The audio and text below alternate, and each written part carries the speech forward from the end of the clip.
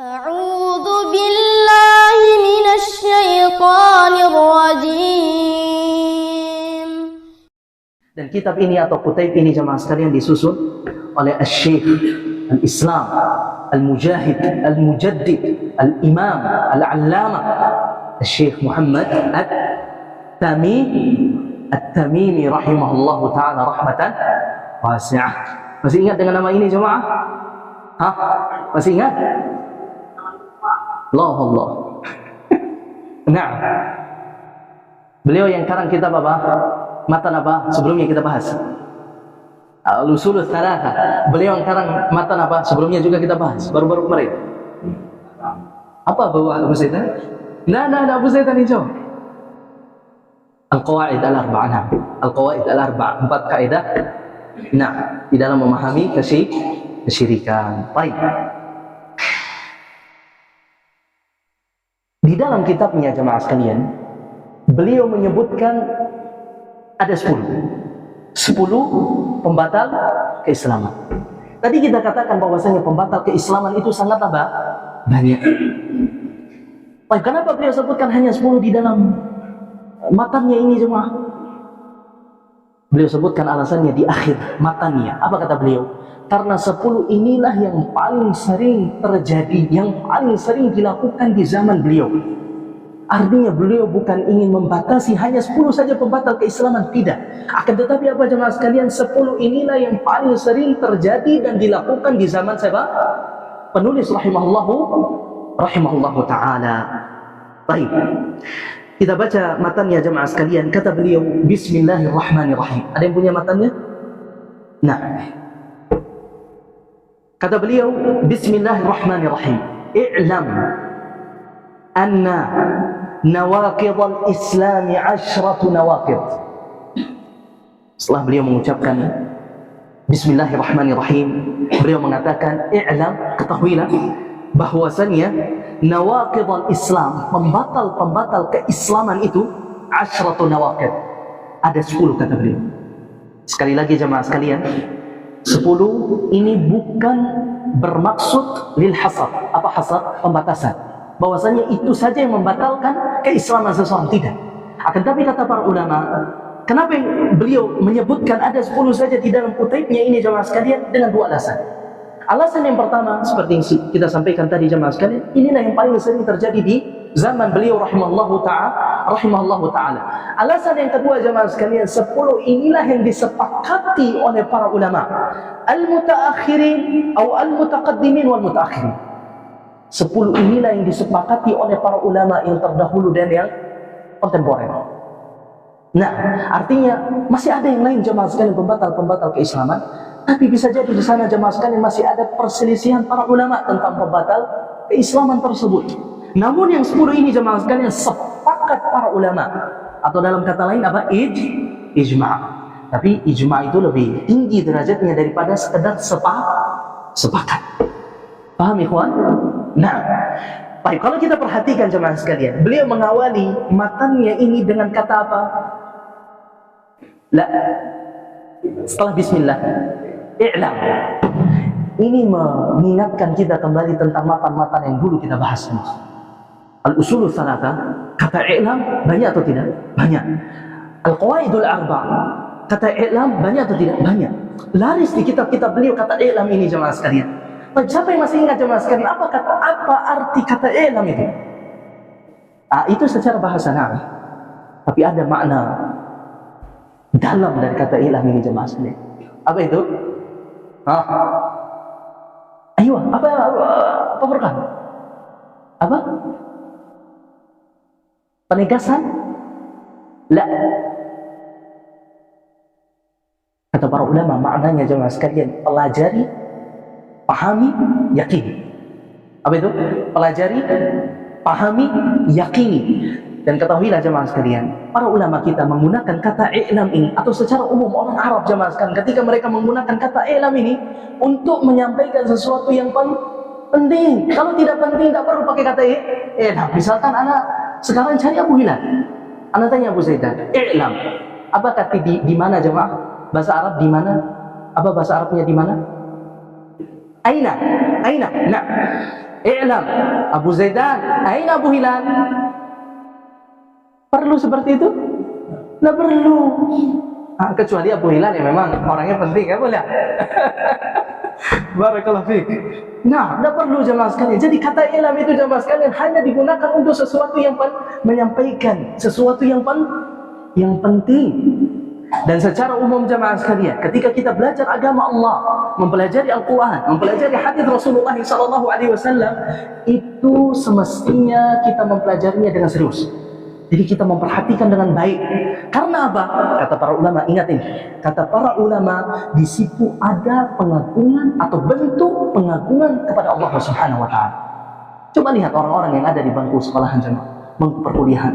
Mereka mempelajari ilmu-ilmu dunia, ya. Rumusan-rumusan yang dihasilkan oleh manusia, yang dibuat oleh manusia. Bahkan ada di antaranya jemaah sekalian teori-teori yang menyalahi, melanggar syariat Allah Subhanahu wa taala. Tapi mereka mempelajari dengan serius. Nah, memperhatikannya dengan serius. Lebih-lebih lagi kalau dosennya galak semua, mungkin berkedip saja itu takut mereka. So, nah, coba kita bandingkan dengan orang-orang yang mendatangi majelis ilmu jemaah sekalian. Masya Allah, ada di antara mereka jemaah sekalian yang mendatangi majelis ilmu ngantuk-ngantukan. Begitu bilang? Atau mungkin atau lebih paham lah jemaah. Ya enggak? Nah, ini menunjukkan jemaah sekalian kurangnya kita di dalam mengagungkan Allah Subhanahu wa taala. Padahal Allah Subhanahu wa taala katakan, "Wa may yu'azzim sya'airallah fa innaha min taqwal qulub." Barang siapa yang mengagungkan syiar-syiar Allah, maka ketahuilah itu dari ketakwaan di dalam hati. Jadi kembali kita ke kitab beliau jemaah sekalian, beliau mengawali kitabnya ini atau matanya ini jemaah sekalian dengan kata i'lam. Ketahuilah. Karena yang beliau sampaikan sebagaimana yang kita awali tadi di muqaddimah jemaah sekalian, pembahasan di dalam kitabnya ini penting.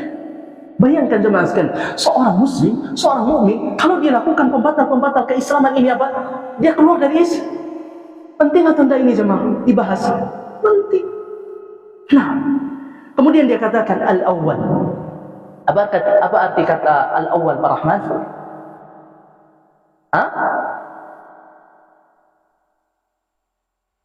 Apa? Yang pertama, ahsanta, pembatal keislaman yang pertama. Atau apa arti al-ula? Ada kata az-zawjul awwal, ada kata az-zawjatul ula. Biar antum lebih paham. Sama, sah? Nah, kenapa ini disebut al-awwal? Kenapa itu disebut al-ula? Aywa, mudzakkar dan muannats. Nah, suami itu satu, istri itu juga harus satu. Seperti itu. Masya Allah. Nah, baik. Al-awwal, pembatal keislaman yang pertama. Apa itu? Asyirku fi ibadatillahi wahdahu la syarika. Berbuat syirik di dalam beribadah kepada Allah Subhanahu wa taala. Ini yang pertama jemaah. Syirik. Kenapa jemaah sekalian? Karena ibadah itu hak Allah Subhanahu wa taala. Bahkan Allah Subhanahu wa taala jadikan ibadah kepadanya jemaah sekalian adalah tujuan penciptaannya kita sebagai manusia dan jin itu jemaah. Apa kata Allah? Abu Qayyim, dalilnya apa? Ayatnya apa? Aywa, Arabnya. Na'am. Aywa, wa ma khalaqtul jinna wal insa illa liya'budun. Tidaklah aku ciptakan jin dan manusia melainkan agar mereka beribadah kepadaku, kata Allah Subhanahu wa taala. Surat apa ini Abu Zaidan? Az-Zariyat. Apa lanjutan ayatnya? Tidak tahu. Nah, hanya itu saja kita hafal. Nah, lanjutan ayatnya apa? Ma uridu minhum mir rizqi wa ma uridu ayyut'imun. Innallaha huwar razzaqu dzul quwwatil matin. Subhanallah jemaah. Kalau kita perhatikan tiga ayat ini jemaah sekalian, di sana ada sifat-sifat Allah Subhanahu wa taala yang agung. Nah, coba kita lihat. Wa ma khalaqtu, tidaklah aku menciptakan. Di sini ada sifat apa? Al-khalq. Allah Subhanahu wa taala huwal khaliq, pencipta. Ma uridu minhum min rizq wa ma uridu ayyut'imun. Aku tidak inginkan dari mereka agar mereka memberikan rezeki kepadaku, dan aku tidak inginkan dari mereka agar mereka memberikan makan kepadaku, kata Allah. Di sini ada apa jemaah? Bahwa menunjukkan, di sini menunjukkan jemaah sekalian, Allah Subhanahu wa taala itu tidak butuh kepada makhluknya. Allah Al-Ghani. Nah, Al-Ghani. Kemudian kata Allah, innallaha huwa razzaq. Tapi Allah yang memberikan rezeki. Dzul quwwatil matin. Allah memiliki kekuatan yang sangat kokoh, yang sangat kokoh. Coba perhatikan, yang pertama tadi Al-Khaliq, pencipta. Yang kedua Al-Ghani. Allah tidak butuh kepada makhluknya jemaah sekalian, tapi kita yang membutuhkan siapa? Allah Subhanahu wa taala. Sampai-sampai dikatakan oleh para ulama jemaah Rasulullah SAW, seandainya satu dunia ini mereka taat, patuh, beribadah kepada Allah Subhanahu wa taala, itu sama sekali tidak menambah keagungan kemuliaan Allah Subhanahu wa taala. Kenapa? Karena Allah Subhanahu wa taala sudah di puncaknya kemuliaan jemaah. Sebaliknya, kalau kita bermaksiat, satu dunia ini bermaksiat kepada Allah Subhanahu wa taala, durhaka kepada Allah Subhanahu wa taala, itu sama sekali tidak mengurangi kemuliaan dan kebesaran siapa? Allah Subhanahu wa taala. Dan Allah Subhanahu wa taala yang ketiga jemaah sekalian, Ar-Razzaq, yang memberikan rezeki kepada kita jemaah. Makanya kita heran jemaah sekalian, ada sebagian ikhwah kita yang pontang-panting mencari rezeki, mencari nafkah, dan juga dia meninggalkan kewajiban Allah Subhanahu wa taala. Nah, padahal rezekinya ini sudah ditetapkan oleh Allah Subhanahu wa taala. Kenapa antum tidak kajian ya akhi? Kenapa sudah jarang kita lihat antum di pengajian? Afwan, ada sibuk. Memang antum saja yang sibuk, ikhwan. Nah, kita ini yang hadir ini tidak sibuk antum. Nah, ikhwan, barakallahu fikum. Barakallahu fikum. Nah, jadi 50.000 tahun Allah sudah tetapkan rezeki kita jemaah sekalian sebelum Allah ciptakan langit dan bumi. Kemudian yang keempat Allah katakan dzul quwwatil matin. Allah memiliki kekuatan yang sangat kokoh. Artinya apa jemaah? Allah itu sangat mampu untuk membalas apa yang kita kerjakan saat ini jemaah sekalian. Coba perhatikan jemaah. Kalau kita renungi 4 sifat ini jemaah sekalian, bahwasanya Allah Subhanahu wa taala yang menciptakan kita. Berarti kita ini apa? Jawab. Berarti kita ini apa? Makhluk. Sah. Baik. Kemudian Allah Subhanahu wa taala yang maha kaya dan tidak butuh kepada kita jemaah sekalian. Berarti kita ini apa? Fakir, miskin. Baik. Kemudian kita diberikan rezeki oleh Allah Subhanahu wa taala. Berarti kita ini apa jemaah? Marzuk, yang diberikan rezeki oleh Allah Subhanahu wa taala. Bukan kita yang memberikan rezeki kepada siapa? Kepada orang lain. Nah, antum harus pahami ini betul-betul jemaah sekalian. Ketika kita bekerja, ketika kita berusaha, berbisnis jemaah sekalian, betul kita dapatkan dari sana jemaah sekalian rezeki yang Allah titipkan. Bukan itu sebab yang apa? Yang memberikan rezeki kepada kita. Akan tapi yang memberikan rezeki kepada kita siapa? Allah. Nah, kemudian yang terakhir jemaah sekalian, Allah Subhanahu wa taala maha perkasa. Artinya kita ini jemaah sekalian, coba kita renungi ini jemaah sekalian, sehingga kita tahu apa sih tugas kita di dunia ini jemaah sekalian. Disebutkan oleh Allah Subhanahu wa taala, illa liya'budun, agar mereka beribadah kepadaku, kata Allah Subhanahu wa taala. Apa arti ibadah jemaah? Dikatakan oleh para salaf kita, para ulama kita, para sahabat radhiyallahu taala anhum ajma'in. Di antaranya sahabat yang mulia Abdullah bin Abbas radhiyallahu taala anhu, arti ibadah kata beliau, kullu ma warada fil Qur'ani min al-ibadati fa ma'naha tauhid. Setiap kata ibadah yang ada pada Al-Qur'an dan juga kata para ulama yang ada pada hadis Rasulullah sallallahu alaihi wasallam, itu maknanya adalah tauhid. Apa arti at-tauhid Abu Qayyum? Ayo, mengesahkan Allah di dalam beribadah.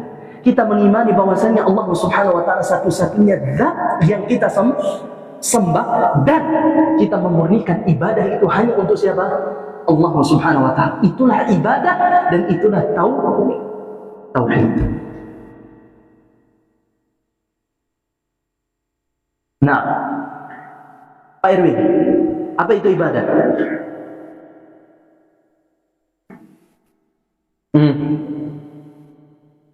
Ibadah itu adalah tauhid. Dan tauhid itu apa? Memurnikan ibadah hanya untuk Allah Subhanahu wa taala. Mas Dem, apa itu ibadah?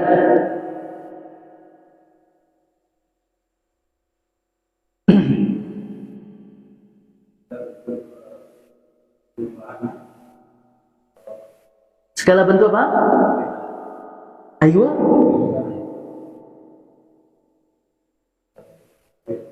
Nah, apa itu ibadah, Pak Yan?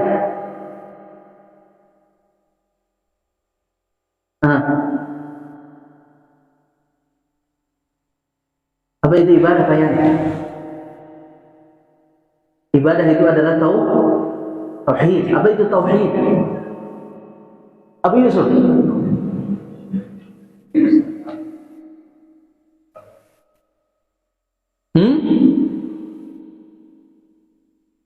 Ya ikhwan, atau terlalu cepat saya sampaikan? Terlalu cepat? Lah. Nah, Abu Yusuf? Ada. Baik, alhamdulillah. Baik, masih ada waktu untuk berpikir, Abu Yusuf. Nah, bagaimana dulu ikhwan? Nah, antum terlalu tegang, ikhwan. Jangan tegang, ikhwan. Santai. Nah, santai. Sama-sama. Kita semua makan nasi, sama-sama makan nasi. Nah. Jazakallah khairan. Bada adzan, setelah adzan. Nah. Baik, alhamdulillahirabbil alamin wassalatu wassalamu ala rasulillah wa. Baik, Abu Yusuf, ada jawaban? Ayo, mengesahkan Allah Subhanahu wa taala di dalam ibadah. Hasan. Dan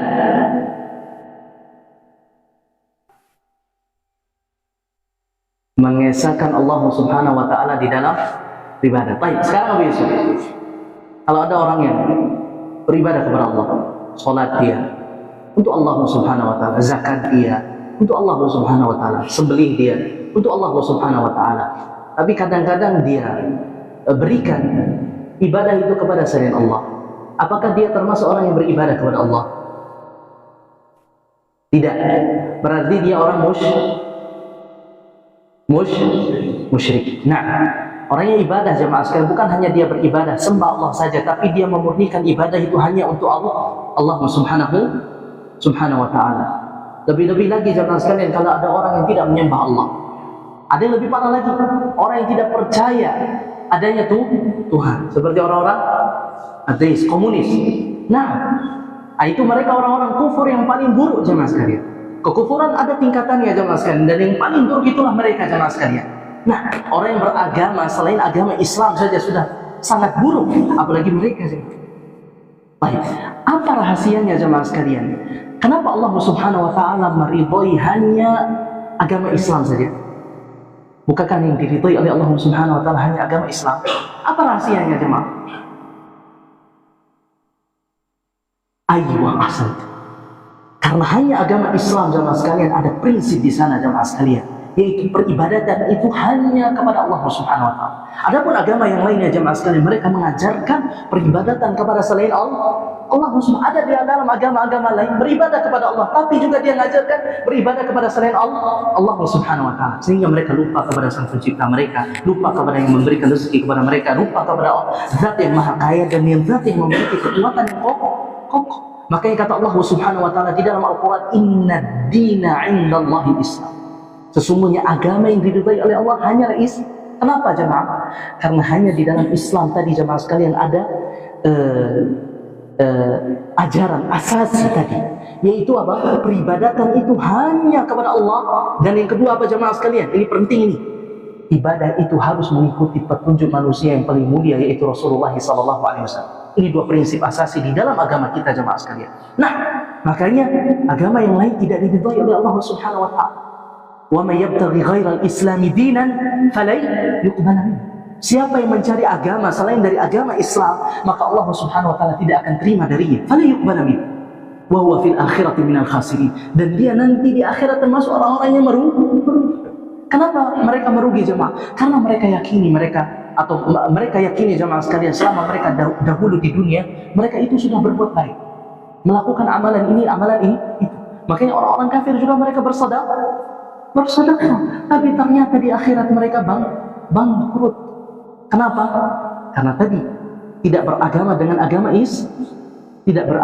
agama Islam.